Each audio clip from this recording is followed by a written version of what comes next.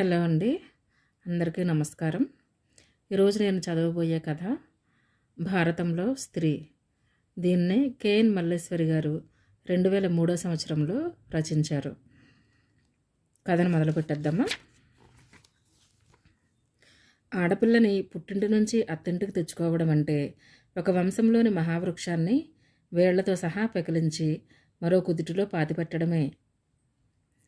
ఉదయకాలపు పొగమంచు దట్టంగా వ్యాపించి ఉంది.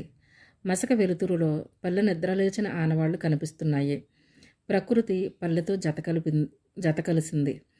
పక్షుల కిలకిలారావాలు, అక్కడక్కడ పొలానికి వెళ్లే వాళ్ళ మాటలు కలగాపులగంగా వినిపిస్తున్నాయి. రాత్రంతా అనంత నిశ్శబ్దంలో మునిగిన పరిసరాలు తెల్లారేసరికి చైతన్యాన్ని పుంజుకోవడం చిన్నారుల తప్పటడుగుల్లా మనోజ్ఞంగా ఉంది. ఓడిపోతానని తెలిసి మంచు సూర్యునితో ప్రతిఘటన చేస్తూనే ఉంది. నిన్న సాయంత్రం కొల్లేరు నుంచి దారి తప్పి వచ్చిన కొత్త కొంగల గుంపు రాత్రంతా కలల్లో కవ్వించడం మూలంగానేమో తెల్లారడంతోనే నిద్రలేచిన పిల్లలు చెట్ల వంక నిక్కి నిక్కి చూస్తున్నారు. కొంగలైతే కనపడలేదు కానీ చాపంత ముగ్గు వేసి దాని వెంక మురిపంగా చూసుకుంటున్న ఆకారం కనబడగానే కళ్ళతో సైగలు చేసుకున్నారు. లోపలికి వెళ్ళబోతున్న బాలరూప సుధ పిల్లమోకను చూసి ఆగి మొహం మీద పడిన జుట్టుని ముగ్గు చేతితోనే వెనక్కి తోసుకుంటూ, కాస్త చూసి నడవండి, ముగ్గు తొక్కకుండా అంది. పిల్లలు ఆగి ముగ్గు అంటిన సుధ బుగ్గవంక మార్చి మార్చి చూశారు. 1వ తరగతి తెలుగు వాచకాన్ని అవపోసన పట్టేసిన చిచ్చరపిడుగు ఒకడు రెండు కాళ్లతో ఎగిరెగిరి ముగ్గుని కసాపిసా తొక్కేస్తూ ముంగిట ముగ్గు ముచ్చట గొలుపు అని లయాత్మకంగా అంటుంటే మిగతా పిల్లలు చప్పట్లు కొట్టి నవ్వేసి పరుగు తీశారు. ఒరే, మీ పని చెప్తాను ఉండండి అంటూ ముగ్గు డబ్బా చేతితో పట్టుకునే పరిగెత్తి చేతికందిన ఇద్దరికి ముట్టుకాయలు ప్రసాదించింది. వెవ్వెవ్వె, ముక్కులేని ముగ్గు, మూతులేని ముగ్గు, బుగ్గ మీద ముగ్గు వెక్కిరిస్తూ దౌడు తీశారు. మళ్ళీ వాళ్ళ వెనక పరిగెట్టబోయి తండ్రి పిలవడంతో ఆగిపోయింది. ఏంటమ్మా చిన్నపిల్లలతో తగువులు? పొలానికి వెళుతున్నాయన చిరునవ్వుతో అడిగారు. చూడు నాన్న, అరగంట కష్టపడి వేశాను ముగ్గు, అంతా తొక్కేశారు, ఏడుపు ముఖంతో ఫిర్యాదు చేసింది. పోనీలేమ్మా, అయినా రోడ్డు మీద వేస్తే ఇంతే, లోపల ఖాళీ స్థలంలో వేసుకో చెప్పి కదిలాడు సంజీవరావు. సుధ దిగులుగా ముగ్గు వంక చూసింది. ఎంత పెద్ద ముగ్గు! 21x1 చుక్కలు పెట్టి నడుం పడిపోయేలా వంగుని వేసింది. పాడుపిల్లలు క్షణంలో నాశనం చేసేశారు. బాగా వెలుగు వచ్చాక పక్కింటి లత తన ముగ్గు చూసి షాక్ అయిపోవాలని, తను గర్వంగా చూడాలని ఎంత ఆశపడింది. పత్రికలో తన ముగ్గు పడిందని, ఊరందరిలో తనే బాగా ముగ్గు వేస్తుందని లతకి గర్వం. తన ముగ్గు చూసి ఆ గర్వం అణిగిపోవాలని అనుకుంది. ఈ కొత్త రకం ముగ్గు కోసం తను 3 రోజులు కష్టపడి నోట్బుక్ అంతా ఖరాబు చేసింది. తమ్ముడు కూడా తిట్టాడు. మనసు పరిపరి విధాల పోతుంటే పరధ్యానంగా నిలబడింది. వాకిట్లో ఏం చేస్తున్నావే అంతసేపు? బామ్మ సణుక్కుంటూ వచ్చి నిలబడేసరికి మరింత చిర్రెత్తుకొచ్చింది. కాసేపు పడుకోవచ్చు కదా, పుట్టు మునిగిపోతున్నట్టు ఉదయాన్నే లేచి కూర్చుంటావు విసుక్కుంది. ఈరోజు శుక్రవారం కదే, తలంటుకోవు, కుంకుడు పులుసు పోద్దామని లేచాను, మనవరాలి పొడవాటు జడ నిమురుతూ ఆప్యాయంగా అంది. తలంటనగానే సుధా మరింత బిగుసుకుపోయింది. అదంతా పెద్ద తతంగం. కుంకుళ్ళు చెతక్కొట్టి వేనీళ్లలో నానబెట్టి అందులో మందారాకు, ఎండు ఉసిరికాయ పొడి కలిపి వడకట్టి లోటాడు కుంకుడు రసం సిద్ధం చేస్తుంది. తలంటడానికి ముందు తలకు నూనె పట్టించి ఓ అరగంట ఇంకనిస్తుంది. తర్వాత తల మీద నీళ్లు కూడా పోయకుండా డైరెక్ట్గా కుంకుడు పులుసుతో తల రుద్ది ఎంతకీ నురుగు రాదు, చేతులు నొప్పి, తలనొప్పి, కుంకుడు పులుసు కళ్ళల్లో పడి కళ్ళు మంటలు. వేలుడు జుట్టు లేని బామ్మకేం తెలుసు ఈ బాధ? మామ, నా మీద కక్ష కట్టినట్లున్నావు, నేనేం పాపం చేశాను? రసం నోట్లోకి వెళ్లడంతో తుపుక్కును ఉమ్మింది. తలంతా నురుగు రావడంతో సాంధించిన బామ్మ బోసినవ్వుతో, పాపం కాదే, పుణ్యం చేసుంటావు, ఇంత తలకట్టు అందరికీ రమ్మంటే వస్తుందా, జాగ్రత్తగా పోషణ చేసుకోవాలి అంది. 3 కాగుల వేన్నీళ్లలో చన్నీళ్లు తొలిపి స్నానం చేయించింది. తలకు పిడి చుట్టి చావిట్లో కూర్చోబెట్టి తల తుడిచి మట్టిమూకుడులో నిప్పులు, వాటి మీద సాంబ్రాణి వేసి జుట్టుని పాయలుగా చేసి పొగ జుట్టుకు తగిలేలా పట్టుకుంది. ఇక నాకు నీరసంగా ఉంది. సుధ వేలాడిపోతూ నవారు మంచం కింద మట్టి మూకుడు పెట్టి సుధని మంచం మీద పడుకోమంది. నవారు పట్టీల మధ్య నుంచి పొగ మెల్లగా ఆమె శరీరాన్ని స్పృశిస్తుంది. మత్తుగా హాయిగా ఉంది సుధకి. వెండి గ్లాసులో చిక్కగా కాగి ఒకంత ఎర్రదానాన్ని నింపుకున్న పాలలో రవ్వంత పచ్చకర్పూరము చిన్న బెల్లం ముక్క కలిపి తెచ్చి మనవరాలికి తాగించింది. కట్టెల పొయ్యి మీద పెనం పెట్టి మినపరొట్టెను ఎర్రగా వేయించి పనివాళ్లు చూడకుండా కొంగు కప్పుకుని లోనికి తెచ్చి తినిపించింది. రేపో మాపో పెళ్ళయి అత్తారింటికి వెళ్లాల్సిన దానికి పనిపాటలు నేర్పకుండా కూర్చోబెట్టి గారాబం చేస్తే ఎలా? సుధ తల్లి అరుంధతి విసుక్కుంది. పనిపాట్ల సంగతి తర్వాత, పెళ్లి కావలసిన పిల్ల ఎంత నీరసంగా ఉందో చూడు. దాని తిండి సంగతి పట్టించుకోవు. పట్టుమని 10 రోజులు లేవు పెళ్లి చూపులకి. చూసిన వాళ్ళు పిల్ల ఎండుకట్టెలా ఉందనుకోరు. ఇది ఎండుకట్ట, నీ కళ్ళకి పూర్తిగా మసక కమ్మినట్టుంది. రేపు టౌన్లోకి వెళ్ళినప్పుడు నాతో రా, డాక్టర్కి చూపిస్తాను. మనవడు ప్రదీప్ వేళాకోళం చేశాడు. ఊరుకోండ్రా, ఎప్పుడు దీని మీదే ఉంటాయి మీ కళ్ళు. ఉప్పుతో దిష్టి తీసి పొయ్యిలో వేసింది. చిటపటలాడింది ఉప్పు. ఎంత దిష్టో మెటుకలు విరిచింది బామ్మ. ఆమె అభిమానానికి కళ్ళలో నీళ్లు తిరిగాయి సుధకి. చిన్నప్పటి నుంచి తల్లి దగ్గర కన్నా మామ దగ్గరే చనువు ఎక్కువ. అమ్మ ఇంట్లో పనులు చేసుకుంటుంటే తన పనులన్నీ మా అమ్మ చేసేది. తను కూడా ఏం కావాలన్నా మా అమ్మని అడగడం పరిపాటైపోయింది. ప్రదీప్ అన్న ఆమెకి ఇష్టమే, కానీ బయటకు ఎప్పుడూ ప్రదర్శించలేదు. వాడికేమో వంశాంకురం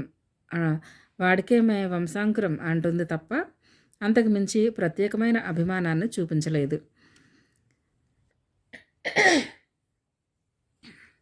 సంజీవరావు తాతల కాలం నుంచి రైతు కుటుంబానికి చెందిన వాళ్లే. తన హయాం వచ్చేసరికి చేతికందిన 15 ఎకరాలని పదిలంగా కాపాడుకుంటూ వస్తున్నాడు ఆయన. కొడుకు ప్రదీప్, కూతురు సుధ కవల పిల్లలు. ప్రదీప్ కన్నా సుధ 2 నిమిషాల ముందు పుట్టడంతో అక్కననే పెత్తనాన్ని అప్పుడప్పుడు చలాయిస్తుంటుంది. సుధ టౌన్లో డిగ్రీ కంప్లీట్ చేసింది. యూనివర్సిటీలో సీటు వచ్చినా తల్లి మా అమ్మ వద్దని పట్టుపట్టడంతో ప్రైవేటుగా పీజీకి కట్టింది. ప్రదీప్ సంవత్సరం కిందటే అగ్రికల్చర్ బీఎస్సీ పూర్తి చేసి ఇక వ్యవసాయమే చూసుకుంటానన్నప్పుడు సంజీవరావు సంతోషించాడు. ఉన్నంతలో ఎలాంటి కష్టాలు లేకుండా సాఫీగా సాగిపోతున్న కుటుంబం వాళ్ళది. పెళ్ళైన ఎన్నో ఏళ్లకి లేకలేక పుట్టిన సంజీవరావు అంటే బామ్మకి ప్రాణం. అతని నోట్లోంచి ఊడిపడినట్లుండే సుధన్న అంతే ఇష్టం. గత సంవత్సరం నుంచి సుధకి పెళ్లి చేయాలన్న పట్టుదలతో ఉన్నాడు సంజీవరావు. చాలా సంబంధాలు వస్తున్నాయి. అబ్బాయి గవర్నమెంట్ ఉద్యోగస్తుడైతేనే చెయ్యాలని అరుంధతి పట్టుదల. సాంప్రదాయక కుటుంబం, నలుగురు వచ్చిపోయే ఇల్లు, అత్తమామలు ఉన్న ఇంట్లో సుధనివ్వాలని సంజీవరావు కోరిక. అబ్బాయి చూడముచ్చటగా ఉండి ఈడు జోడు సరిపోవాలని బామ్మ ఆజ్ఞ. బావగారు కలుపుగోలుగా ఉండాలని ప్రదీప్కి ఆసక్తి. వెరసి ఒకరికి నచ్చిన సంబంధం మరొకరికి నచ్చడం లేదు. ఏ విషయమూ బయటపడనది సుధ ఒక్కటే. అసలు ఇంతవరకు ఆమె పెళ్లి గురించి ఎప్పుడూ ఆలోచించలేదు. బాగా చదువుకోవాలన్నదే ధ్యేయంగా ఉండేది. ఎప్పుడైతే డిగ్రీ కాగానే చదువాపించేసి పెళ్లి ప్రయత్నాలు మొదలుపెట్టారో ఆ క్షణం నుంచే పెళ్ళంటే కించిత్ కోపం లాంటి భావం కలగడం ప్రారంభించింది. కానీ పరిసరాల ప్రభావం, వయసు సహజమైన ఆకర్షణతో ఈ మధ్య ఊహల్లో కలల రాకుమారుడు మెదులుతున్నాడు. అతను అందగాడు, చాలా మంచివాడు. అందరికన్నా తనని ఎక్కువగా ప్రేమిస్తాడు. మా అమ్మకన్నా కూడా. తన మాట జవదాటడు. తను కోరినవి నిమిషాల మీద జరిపిస్తాడు. తనని పువ్వుల్లో పెట్టుకుని చూసుకుంటాడు. తను అంతే, అతని మాట కాదనదు. నిరంతరం అతనికి సంతోషం కలిగించేందుకు తను ప్రయత్నిస్తుంది అనుకుంటుంటే పెళ్ళన్నా పెళ్లి చూపులన్నా ఆమెకి థ్రిల్గా ఉంది. పక్కింటి లత తనకన్నా సంవత్సరం పెద్దది. తనకి ముందు పెళ్ళైపోతుందని కుళ్ళుకుంటుంది కాబోలు. పెళ్ళయ్యాక తను కారులో తన భర్త పక్కన హుందాగా కూర్చుని దర్జాగా తన వైపు చూడాలి. అప్పుడు ముఖం ఎలా పెట్టుకుంటుందో. మళ్ళీ అంతలోనే మొన్న ఈ మధ్య కొత్తగా ఊరికి వచ్చిన స్వామీజీ రామాలయంలో ఊరి ప్రజలందరికీ చేసిన జ్ఞానబోధ గుర్తొచ్చింది. మనిషికి గర్వం, అహంకారం ఉండకూడదు. అందరి సుఖశాంతులను మనం కోరుకోవాలి. అందుకు కృషి చేయాలి ఇత్యాదులను మననం చేసుకుంది. వెంటనే ఒక రకమైన పెద్దరకం ఆమెను ఆవహించింది. పెళ్ళయ్యాక భర్తతోనూ అత్తమామలతోనూ చెప్పి లతకి మంచి సంబంధం చూడమని చెప్పాలి. కొంచెం నల్లగా లావుగా ఉంటుందన్న మాటే కానీ ఆమె మనసు మంచిది. వచ్చే వారమే తనకి పెళ్లి చూపులు. ఆ రోజు ఏం చీర కట్టుకోవాలో, జడ ఎలా వేసుకోవాలో, ఏం నగలు పెట్టుకోవాలో మా అమ్మని అడిగితే అన్నీ ఓల్డ్ ఫ్యాషన్స్ చెబుతుంది. అబ్బాయిది గవర్నమెంట్ ఉద్యోగమే, జిల్లా పరిషత్తులోనంట. మరీ పాతకాలంలో లాగా తయారైతే తను అతనికి నచ్చకపోవచ్చు. కొంచెం మోడర్న్‌గా తయారవ్వాలి. వాళ్ళు 10 మంది వరకు వస్తారంట. ఆ విషయమే దిగులుగా ఉంది. అందరూ తనని రకరకాల ప్రశ్నలు వేస్తారేమో, సూదుల్లాంటి చూపులతో పరిశీలిస్తారేమో. తండ్రి పాడి పశువులను కొనడానికి అప్పుడప్పుడు సంతకు వెళ్తుంటాడు. చిన్నప్పుడు తను 2, 3 సార్లు వెళ్ళింది. గేదెలని రకరకాలుగా పరిశీలించి బేరాలాడుకుని కొని తెచ్చేవారు. కాకపోతే ఇక్కడ కొనుక్కునే వాళ్ళకే అమ్మేవాళ్ళు ఎదురు డబ్బిస్తారు. పెళ్లి చూపులంటే ఇలా కాకుండా వేరేలా ఉంటే బాగుంటుందేమో. తను డిగ్రీ చదివేటప్పుడు తన క్లాస్మేట్ ఒక అమ్మాయి మహారాష్ట్రియన్ ఉండేది. ఫైనల్ ఇయర్లో ఉండగానే ఆమెకి పెళ్లి చూపులు, పెళ్ళి రెండూ జరిగిపోయాయి. ఆ అమ్మాయి తన పెళ్లి చూపుల గురించి చెప్పినప్పుడు అందరికీ తమాషాగా అనిపించింది. పెళ్ళికొడుకు వాళ్ళ చెల్లెలు తన ఫ్రెండ్స్తో ఎవరిదో మ్యారేజ్లో చూసి పెళ్ళికొడుకు వాళ్ళ చెల్లెలు తన ఫ్రెండ్ని ఎవరిదో మ్యారేజ్లో చూసి ఇష్టపడిందట. అన్ని వివరాలు వాకప్ చేసి కనుక్కున్నారు. అన్నీ సరిపోయాయి అనుకున్నాక తన ఫ్రెండ్ వాళ్ళనే వాళ్ళింటికి ఆహ్వానించారు. రాత్రంతా ట్రైన్ జర్నీ చేసి తెల్లవారుజాము 5 గంటలకే స్టేషన్ వెయిటింగ్ రూమ్లో స్నానాదులు ముగించి డ్రెస్సులు వేసి పేరెంట్స్తో కలిసి 6 గంటలకి పెళ్ళికొడుకు వాళ్ళింటికి వెళ్ళి తలుపు తట్టారంట. తలుపు తీసింది పెళ్ళికొడుకు. బనీను షార్ట్స్తో, చెదిరిన క్రాఫు, నిద్రకళ్ళతో. అతను చాలా సిగ్గుపడిపోయి లోపలికి పారిపోయాడట. ఆ రోజు అక్కడే భోజనాలు చేసి సాయంత్రం అతనితో కలిసి ఐస్ క్రీమ్ పార్లర్కి వెళ్ళిందట. ఇద్దరూ మనసు విప్పి మాట్లాడుకున్నారు. ఒకరి అభిప్రాయాలు మరొకరికి నచ్చడంతో పెళ్లి సెటిల్ అయిపోయింది. ఎక్కడా ఎవరికీ అవమానం లేకుండా, ఎవరికీ అనీజీ ఇబ్బంది లేకుండా ఎంతో బాగా జరిగిందని అప్పట్లో అందరూ ఆమెను కంగ్రాచులేట్ చేశారు. అతను మంచి ఉద్యోగమే చేస్తుండడంతో తన ఫ్రెండ్ దగ్గర పైసా కట్నం ఆశించలేదట. పైగా 1,00,000, 2,00,000కి ఆశించి భార్య దృష్టిలో జీవితాంతం చులకన అవడం కన్నా కష్టపడి 2-3 ఏళ్లలో ఆ డబ్బు నేనే సంపాదించడం గౌరవం అన్నాడట. అలాంటి మనిషిని కనీసం చూస్తే చాలన్న ఉద్దేశంతో తండ్రితో దెబ్బలాడి మరీ ప్రదీప్ని తోడు తీసుకుని ఫ్రెండ్ పెళ్ళికి వెళ్ళింది. తనకి మాత్రం అంత సంప్రదాయబద్ధంగా అతనికి తను నచ్చుతుందో లేదో. ఊళ్ళో అందరూ తనని అందగత్తెలాగానే చూస్తారు. ఆలోచనలతో నిద్రలోకి జారుకుంది.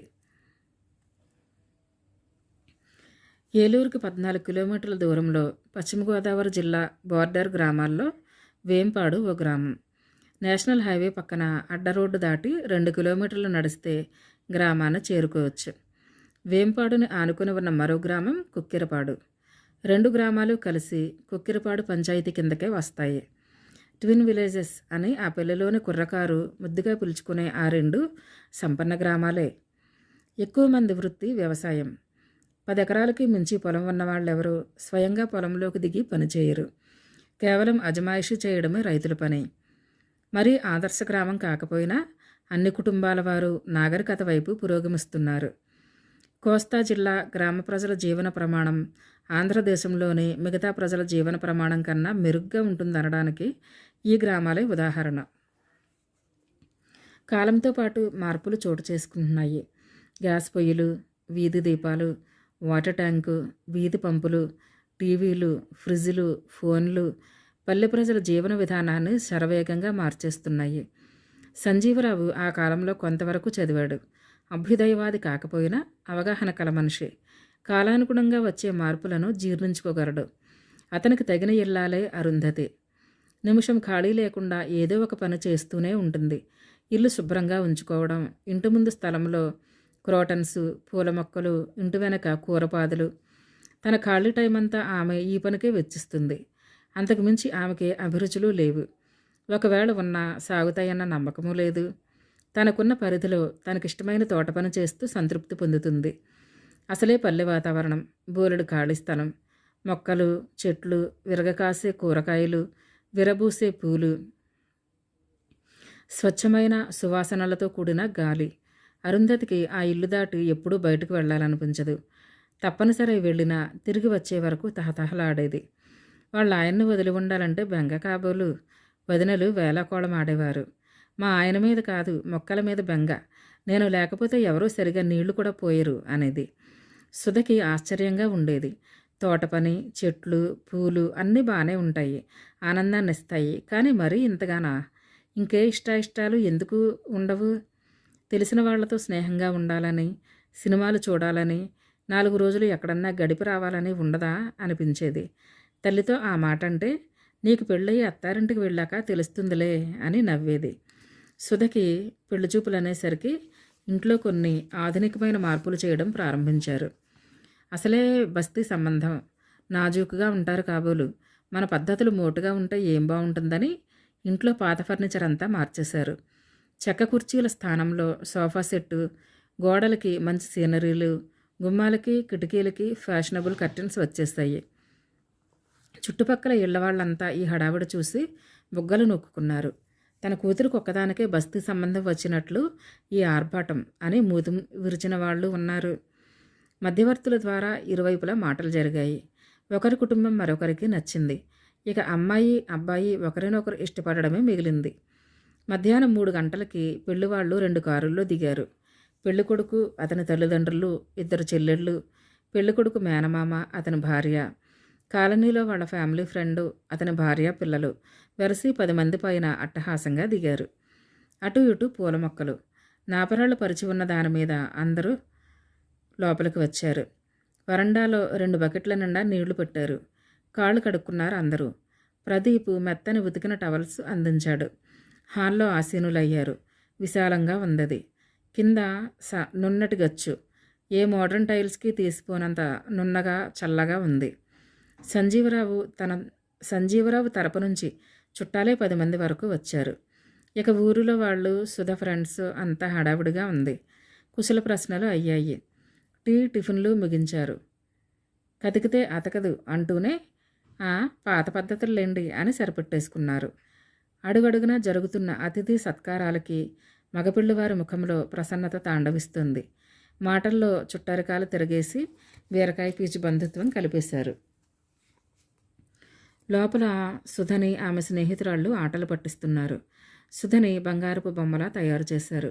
కనకాంబరం రంగు చిన్న జరి అంచు ఉన్న మైసూర్ సిల్క్ చీర, అదే రంగు బ్లౌజు, చేతుల నిండుగా గాజులు, మెడలో పొడవు గొలుసు, మధ్యలో హంసల పథకం, చెవులకు చంపస్వరాలు, బుట్టలోలాకులు, జడను కొంచెం వదిలిగా అల్లి తలలో కనకాంబరాలు మరువం కలిపిన పెద్ద దండ, చామన ఛాయలో సమానమైన ఎత్తు లావుతో అందంగాను హుందాగాను ఉంది.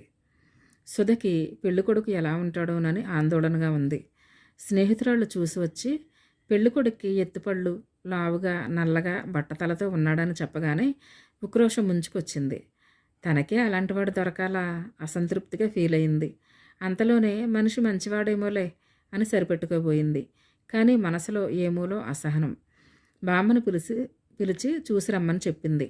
అప్పుడే నేనెందుకే చూడడం, ముందు నువ్వు పద, నీ వెనకాల నేను వస్తాను అంది బామ్మ. తల్లి వెంట పెట్టుకురాగా హాల్లోకి నడిచింది. అప్పటిదాకా సందడిగా ఉన్న హాలు సుధ రాగానే నిశ్శబ్దమైపోయింది.